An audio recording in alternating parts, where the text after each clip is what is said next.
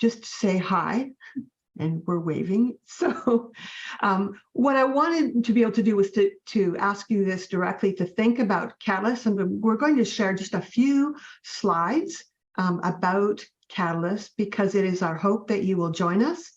And we'll have the information for the membership link. So just a few slides, and not going to spend much time talking because we want to get to know you.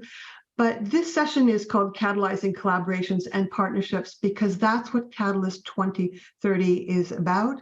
And I don't know how much you know about Catalyst, if you know much about it. But it's a pretty exciting global effort, for sure. Oops, now I can't advance my slides. There you go, this slow. Okay, so Catalyst 2030, for those of you who know about it, and I think we have a number of members, Laura, Louise, Jessica are with us as well. But it's a very fast-growing global movement of people and organizations. And as you can see, over 3,100, I actually think it might be more than that now, 3,100 individual members and over 2,000 member organizations. It was established not that long ago, I think 2019. So it's all about supporting and achieving the UN Sustainable Development Goals. What makes Catalyst different is it is about supporting entrepreneurs and innovators. And there are a number, I forget what that slide's at, 120 or 140 Canadian country chapters around the world. The Canadian chapter has their own mandate, which aligns with the global organization. And what I think it does make Catalyst different is that we're about accelerating the success of entrepreneurs and innovators. And we're doing that by facilitating opportunities and resources that connect, celebrate, and action. We're all about the action piece, so the UN SDGs. So we're looking at partnerships and collaborations, and what was pointed out to us is that it's something unique that Canadians can bring to the global stage, is that many other countries find us to be trustworthy. We're known and have a reputation for collaboration. And so that collaboration piece is really important for the Canadian chapter, and supporting policy and funding and peer-to-peer sharing and learning. So it's about the voices of Canadian social entrepreneurs and how we can move beyond standalone projects to broader systemic change and to localize the SDG results. So that's really what has come about as the discussion with the Canada chapter. You'll have access to this because I know I'm going through it very, very quickly, but we have priorities for the Canadian chapter. So hopefully, if any of these resonate with you, you will consider joining us. But we are facilitating a sense of community and collaboration among the Canadian chapter members. And a lot of this is about a systems approach and a whole of society approach, and really trying to profile social entrepreneurs and Canadian members as being key actors in what's happening globally. So a lot of this is about really promoting a recognition of policy, funding, and expertise and support. And the other fourth priority that was identified by our Canadian members was working in partnership with universities, colleges, and in Quebec with CEGIPs. So those are our primary priorities, but there are another four there as well, as you'll see. I think some of this is changing based on the opportunities too, but a lot of discussion among our members led us to these primary priorities. One of the things that we were able to do this year that worked out really well, and again, it's an example of an opportunity that would be available to you to promote your own work and that of your organization. But this year we came together and determined some themes, and we're able to put panels together for the Global Catalyzing Change Week. So these are 5 sessions here that are listed that were organized by members of the Canada chapter. And so it was an opportunity for a number of Canadian members to present on a global stage and to represent their own organization as well as Canada. So that was kind of an exciting opportunity. For some people, it was the very first time they had been able to promote at an international conference. So it was a great opportunity for the Canadian members of Catalyst. So there is a process for joining if you are interested. So, but you can find all of this on the international site at catalyst2030.net. They do something of an interview with you, and that is really just to ensure that there is an established interest in priority in Catalyst. So that's it. I think that I've covered all my slides, and so what I'm going to do is turn it back to you for the introductions. And if I can get out of this, there we go. Okay, so I put the questions in the. So any questions about Catalyst as an organization? Can those of you who are members of Catalyst already, do you mind just putting up your hand and waving and letting people know that they could also contact you if you're interested? If you happen to know Luis or Laura is there. Yes, thank you. There. So those who are waving, we're members of already of Catalyst, but we hope that you'll consider joining us as well. Okay, so here's the important part. The important part is for us to get to know one another. And I am, again, an invitation, not a demand, but what we would like to do is have you introduce yourself, your name, your organization, and we want to know your genius. And we have to be quick and concise. So, well, would it help if I went first? I'll go, okay, I'll just go first to show you how, because we don't have a lot of time and we need to be concise, and also to demonstrate what I mean by because genius can be anything. So my name is Brenda Hertzmer, and I am the chair of Catalyst 2030 of the Canada chapter, and I am also the founder and owner of a social enterprise called Campus for Communities of the Future. My interest is goal number 17, which is partnerships and collaborations, not a surprise, given the title of this session. And my genius, I would say, took me a long time to figure this out, is that I think was lucky to be born a system thinker. And I look at the big picture, and that helps me sort out messy. And I think that I would consider that to be my genius. So no modesty here on it. It's what do you do well that you've been acknowledged for? Okay. And I'm going to do this according to what's on my screen to keep this simple. So, and if you want to pass, that's okay. And don't forget to unmute when you introduce yourself. So can I start with Mohammed? Yeah, thank you, Brenda, and thanks everybody. My name is Mohammed. I'm currently based in Peterborough, Ontario, the land of the Williams 3D20. And I'm an alum of the Trent University, the Sustainability Studies Master's Program. And currently I did my thesis on the SDGs and how Canadian cities could engage in measuring metrics and data to localize them and developing strategies for aligning municipal plans and also community plans with the SDGs. Currently, I'm looking for my next thing. So a lot of my days is applying for various jobs across the country. So I welcome any suggestions, and I'm looking forward to this session. So and in terms of my SDG focus, currently I'm looking at SDG 4, but also 9 and 11. So infrastructure as well as city planning and basically sustainable city development.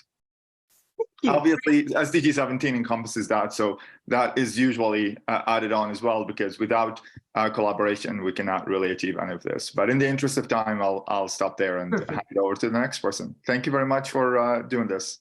Thank you. Cynthia, you're next on my screen. Good afternoon. My name is Cynthia Brink. I am the project manager for Priority Place through the Long Point Biosphere. Number 17, again, like you've said yourself, is the one that I'm really striving for at this point, and that happens to be my genius as well, is bringing people together and using the synergy of, many people all working at the same thing and freeing up some of that weight that many of us carry. Thank you. Thank you, Cynthia. Excellent. Elena, you're next. Hi. And I should also say, Luis, you're on deck. How about that? I was happy you said my name correctly. I get a lot of pronunciations, but it is Elena, so I do appreciate it. I am with Bridging the Gap Ventures. I did write like a quick intro in the chat already. If you've already read that, that's great. Yeah. But yeah, I'm the community coordinator at Bridging the Gap Ventures, and we focus on upskilling people. And we have a really cool initiative called Yunga, which is like the largest global festival for impact. And we focus on a lot of SDGs.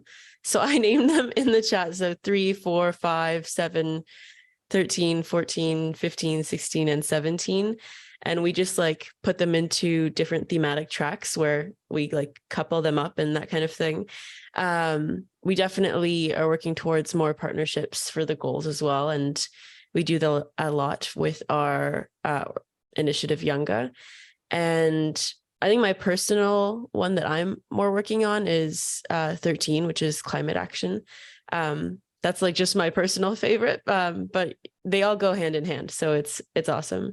And I think that my genius is, I think that I can easily connect with people when I'm like in a more in-person format. I feel like it's easier for me, but yeah, I just love chatting with people, getting to know all about them. And yeah, it's great to be able to be here and to chat with you all today. Perfect. Thank you. I love the name Yunga. That's fabulous. Thank you. Luis. And Marlena, you would be introducing yourself next.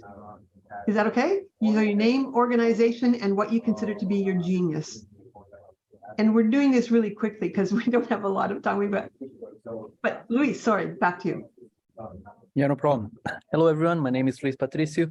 I work at Pillar Nonprofit Network, and I run the SDG Cities initiative here in London.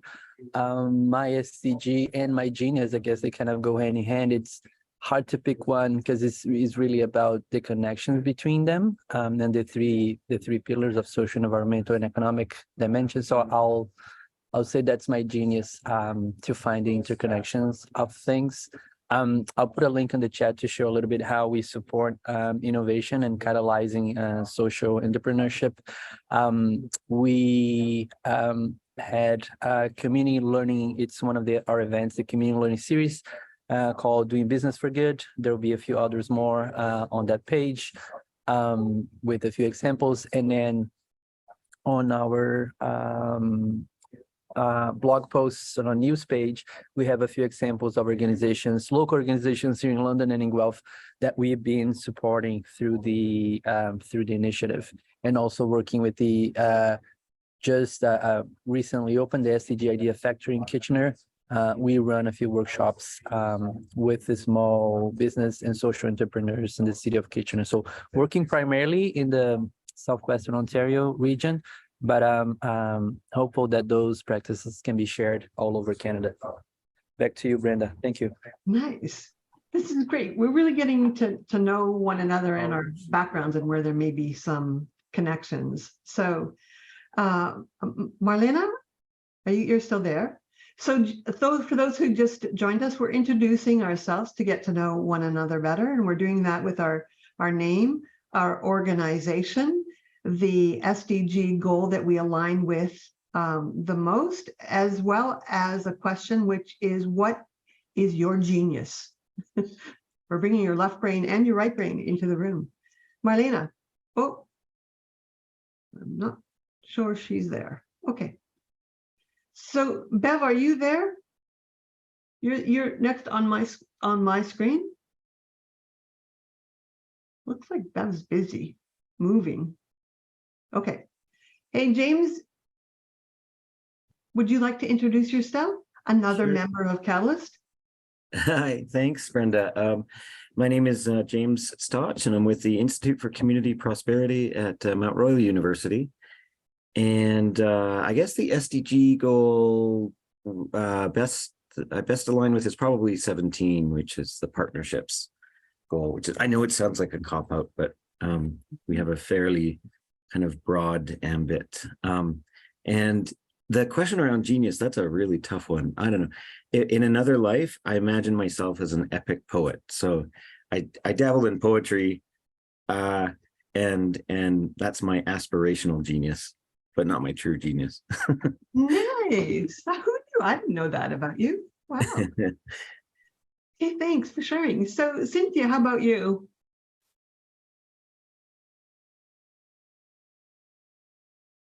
Okay, this might be the place, since there aren't a lot of cameras on, this might be the place where I need to ask for volunteers. So who, and you can keep your cameras off, that's okay. Oh, there's Cynthia. Oh, there's Cynthia's back, okay. And Laura, how about you?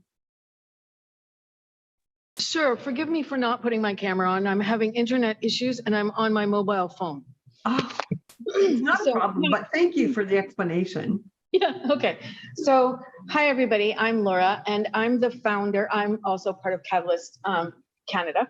And I'm the founder of a social enterprise startup called Carob Farm. We're currently beta testing a digital knowledge sharing community for small scale farmers with a pilot in the next couple of months launching in the Caribbean. Our SDG goals, though, are 17 is a big one. We're built on collaboration and partnerships. But number 1, number 5, climate change, gender. Those are clearly where we're focused the most. And of course, life on land, it's all about farming. Yeah, and we're always looking for like-minded people to collaborate with and share our message. Thank you. And Laura, you're genius. We want to hear that. Sure. I suppose innovation and design thinking. Yeah. Good. That's a good way of framing what and that works from what I know about you. That's great. Thank you. Okay, I see Diego there. How about you? You're next on my list. There Hello, I'm Diego de la Merced. I'm a volunteer in SDG series and SDGs Mexico. I support academic and enterprise projects related to SDG. My genius is designing strategic planning for both private and public sectors. For example, how to identify, implement, and track SDGs. And my priority SDG is 7, as affordable energy, because it's my expertise. Thank you. Wow, that's great. It's so nice to get to know people and their areas of expertise. There's definitely, I can see connections here for sure. Okay, Thank you. Thank you. Bye-bye. So who have we missed? Jessica, are you there? Are you able to introduce yourself? Yes. Hi, everyone. Hi, Brenda. And apologies again for cannot put my video on because I've got my 1-year-old.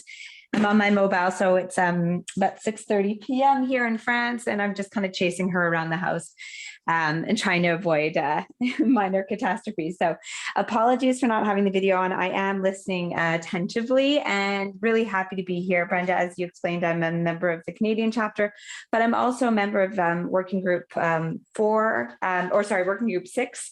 And also my partner, business partner, is a member of working group 4. Working group 6 works with government social entrepreneurs in partnership to achieve the SDGs. So, which is really aligned with what Pathfinder does. Pathfinder is based in, it's a social enterprise that I founded with my business partner about 8 years ago. We're based in Canada and France and Amsterdam now. And we work essentially working to achieve the SDGs through collaboration with academia, government, and social entrepreneurs on the ground. So I feel that SDG 17 is very near and dear to my heart. There's a few others we focus on as well, but I think that's where our expertise lies. And then I put down that my genius was essentially trying to achieve SDGs through collaboration, because we have a trademark model which essentially works with those three actors I mentioned. So I think that that's kind of covers the, the expertise of the professional kind of genius. But then I would say maybe just on a personal note, I guess to not be too, it's tough, right? You want to be a bit humble, but I would say is just maybe being able to wear many hats and try and I'm also just finishing up a PhD and then a mother of three. And so I think, just being able, as every entrepreneur, just trying to juggle a lot of things would be maybe my genius. So thanks very much. Thanks very much for having me today and for hosting this, Brenda. That is a genius, Jessica. Thanks for sharing. The other thing that Jessica brought up that I mentioned is, and it's one of the advantages of being part of Catalyst 2030, is that not only are there country chapters that you can become a part of, but there's very specific subgroups and committees that you will have the choice of joining. So if you're interested in education, there's an education group. Jessica, you mentioned group 4, which is the one I'm a part of as well, that is about joining with those who are very committed to community-led development. Yes. Yeah. I think, James, you're part of the finance group, or what groups are you part of? I think it's the systems learning group, and there might be a universities or academic group, but for sure the systems learning one, that's the most active. Yeah. So again, I think it just, I know for me personally, it's really broadened my perspective in terms of thinking more globally. I've made great relationships with people that have gone beyond being colleagues to being friends, which is such an incredible opportunity.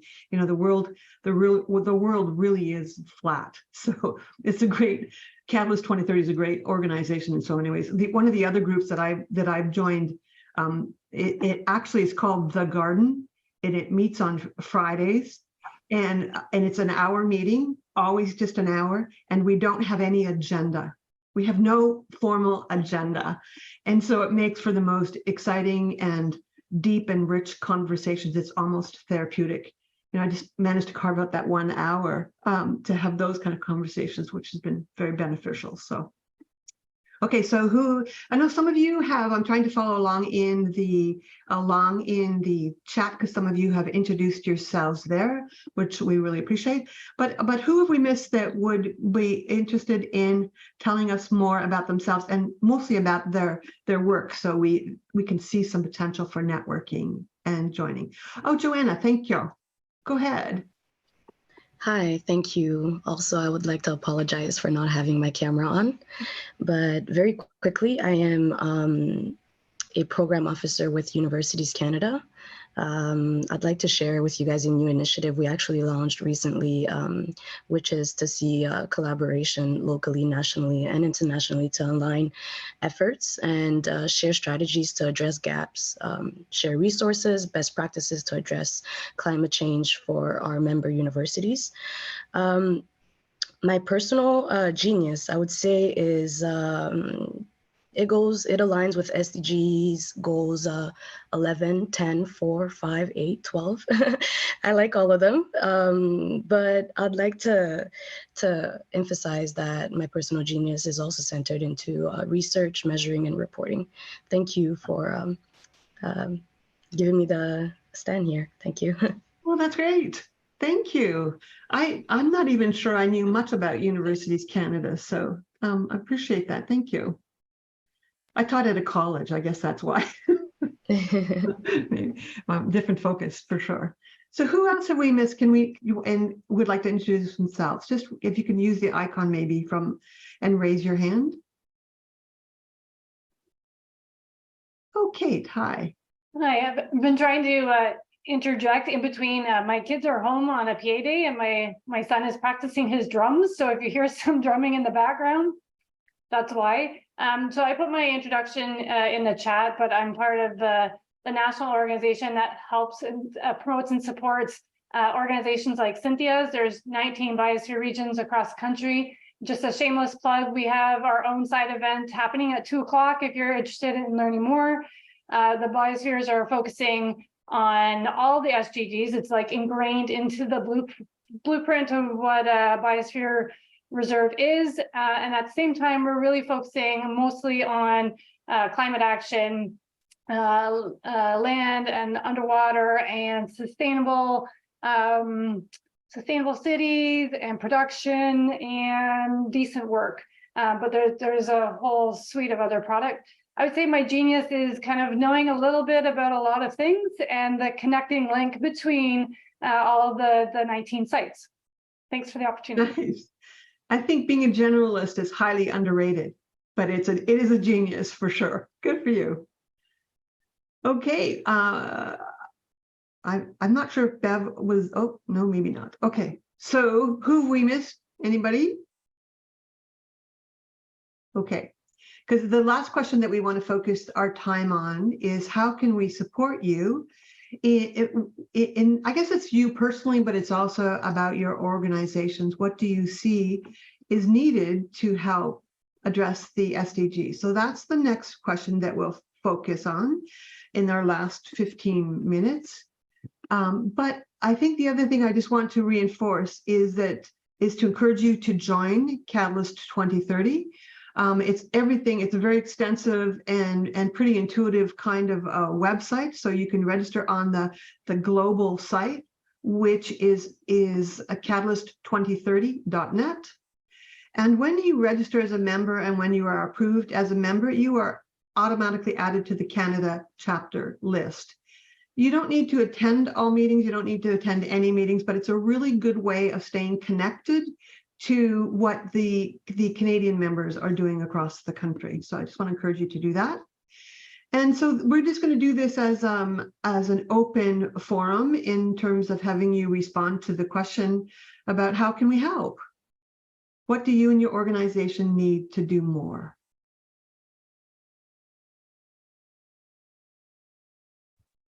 Kate. Well, as I said, SDGs are ingrained into the framework of what makes up a biosphere reserve, and all of the work that the biospheres do considers the SDGs, and yet it's not always identified specifically as SDG work or under the various SDG categories. So I think as a national organization, it would be really helpful to have all the member sites be able to identify their work as under the various SDG components. And I think that would go out to a number of other organizations who are doing this kind of work, but are not necessarily labeling it or classifying it as such. I think there's a lot more work that's being done that's just not being recognized. Is that because people aren't aware of the SDGs? We've heard, we are hearing that a lot of people don't really understand the SDGs, and they think it's more global and not necessarily about what's happening in their own turf. Well, I would say from our perspective, a lot of it is capacity. So if a funder is not mandating it, or they don't have funding to support or work specifically on the SDGs, then it's not going to be of the highest priority to identify their work as SDGs. And yet they're continuing to do this SDG work just from the very kind of mandate of what their organizations are supposed to be working on. Is there anything that we could do to help accelerate the process of others labeling their work as SDGs? I would say funding to be able to have time for them to identify their work. Okay. Cynthia, do you want to add to that? No, I think you're right on the right track. Capacity is affected by funding. Yeah. It's the biggest issue that most not-for-profits are up against right now. Yeah. We're finding as well two things. One is that a lot of social entrepreneurs are smaller and don't have access, or even the capacity to access additional dollars. That's one thing. That there doesn't always seem to, a lot of the funding seems to go to the larger organizations as opposed to the small entrepreneurs who we are seeing doing them a lot of times the most innovative work. That's one thing. And the other thing, and I don't know if others are experiencing the same work with collaboration and partnerships, but we're also seeing that there's very little funding for anything that crosses sectors or silos. Yeah. Okay, so that's what we've heard from previous members. So Laura, you have your hand up. Go to it.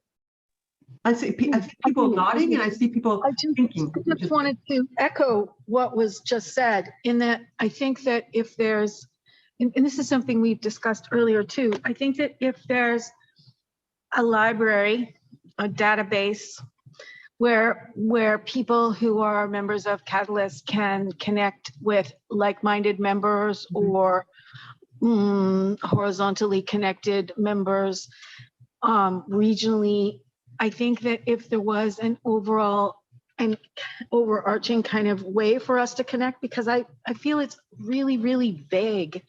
And maybe I haven't been paying attention. Maybe I missed some communications, and that's quite possible. As a startup founder, I'm like madly busy, but I just don't feel like it's obvious. Like, how can I connect? Yeah. I don't know if anyone else can relate to that. Yeah, no, Laura, I think you were part of a meeting where we did talk about that at the Canada chapter, and everyone agreed with you that's something. And I think maybe that is something that we can try to make a priority under the Canada chapter. But again, we're going to have to access funding. We're going to have to access the funding as well. Yeah, because it's a big exercise. And one of the things that I see, and I don't mean to be cocky or arrogant, it's just that there's all of these amazing people come together and wanting to make a difference individually, and it's much easier when you can collaborate. Everyone knows that, and whether it's funding or just initiatives. And all these people are there, but it's like operating in silos, and it's like the whole thing we're trying to defeat. Right? And it just seems a shame. So yes, I think it's a great initiative to try and connect people, but I kind of feel like it should already be. It needs to be sustained. Yeah. It should already be in place. It should be like an automatic part of, okay, you join and here's the thing. Here's the thing. And here are your people, and here's your country, and here's your SDG number, blah, blah, blah. And it's just automatic. Perfect. And technology is making a lot of that. So it should be. Yeah. There's no reason why it can't be. Yeah. And sorry, I don't mean to bitch and moan. Oh, you're allowed. That's what this is. This is a safe space. This is a safe space. Thank you. But Laura, if it makes you feel any better, there's a lot of people the people that I can see who have the cameras on, they are nodding. So that's a good thing. Can I just have you raise your hand to those who have your cameras on? Is that a priority, that being able to connect with others doing the same work, or just knowing who's out there? Is that a priority? Yeah. Okay. That's great direction. Okay. Appreciate it. Mohammed, do you have your hand up? Oh, you did have your hand. Oh no, I was just agreeing. You're voting yes. Yeah, agreeing with the notion. Yes, that learning about what others are doing is important, and connecting with others, because I think that working in silos, we won't really get a comprehensive kind of idea of what these possibilities could offer, right?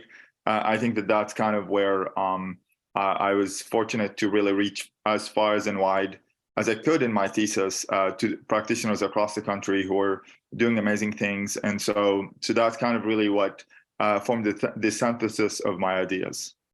Yeah. Yeah, I can see the need for what they're doing at the global level. We could also be doing at the Canadian level is on a regular basis, connecting people to share with one another with their respective SDGs. Yeah. Okay, Elena, have your hand up? Yes, I do. I was going to say something more specific that my organization is looking for right now. And for a little context, we are starting a more specialized mentorship program for Canadian youth, mainly like underserved, like youth from underserved communities who are looking to get into entrepreneurship, advocacy, and are trying to create programming that is like SDG related in their own communities. So we're looking to connect with anyone who has like youth in their own community that's underserved that they think would be a great fit for this program. It'll go hand in hand with our Younga programming. So it'll still focus on a lot of the SDGs that I had mentioned.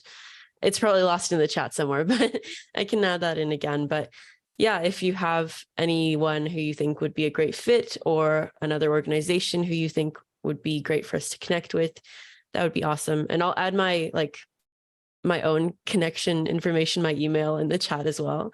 But yeah, that's like, we will save the chat. We are going to try to capture some notes from the session too. Cool. Thank you. We'll distribute that.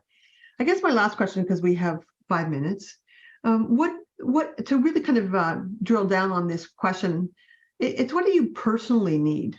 Are there things that you personally need as a social entrepreneur who's trying to make the world a better place? Besides sleep. Or maybe some alcohol once in a while. More play and imagination, I'd say, and one leads to the other. Yeah. I understand the question is not personal. Well, I would even argue that it's not just on the personal level, but certainly on the personal level. That's exactly what I was going with. That's what I was going to say as well, because I think the most creative, innovative ideas also come when we are at play. I would definitely, and I think a lot of times we are working within organizations who have kind of beat the creativity out of us. So, okay. So quick, James and then Laura. They really are going to cut us off in 3 minutes. So James and Laura. Okay, I'll be very quick. You mentioned the garden thing that you do, Yes. Brenda. We had an event yesterday that was, there was a big debate and discussion. Should we have like a workshop style with whiteboards and breakout rooms and in breakout groups and small group work, or should we just put our chairs in a circle and be comfortable with whatever emerges? And we did the latter, and we're so glad we did, because it's especially if it's with strangers or people you only kind of tangentially know. You actually, it's a way to build trust and build relationships. And too often we don't view that as important work. We always want to rush to action. What's the action we're going to do? But how can you act if you don't trust the people you're working with or don't really have a relationship with them, right? So that is so important. And we discount it so much in Western culture. So I just want to say we need more time for that and less time for facile workshops and breakout groups. Well said, James. Thank you. And as we're feeling rushed right down to the wire, wish we did have more time to do what you just talked about. Laura. Oh, I'll be quick. I really find myself wishing that I had advice from people who had already done this and have like crossed the threshold and it's working. And I would like to be able to pick their brains so that I don't, fall off the cliff and follow their advice. That is so true, because I think too often being a social entrepreneur, especially when you're doing something transformative and innovative, it's a lonely path. So it would be great to have other connections with others who have been there and been successful. So, yeah. Thank you. Well, thank you all. I hope those who are with us in spirit enjoy the session. I know that I certainly did. I learned a lot, and I will be following up with all of you. So thank you for your time and your energy and your creative spirit. And it's just been great getting to know you all. Thank you, Brenda. Thanks for getting everything organized for us. You're welcome. It was great having you all. Thank you. Thanks, Brenda. Thank you. Have a good day, everyone.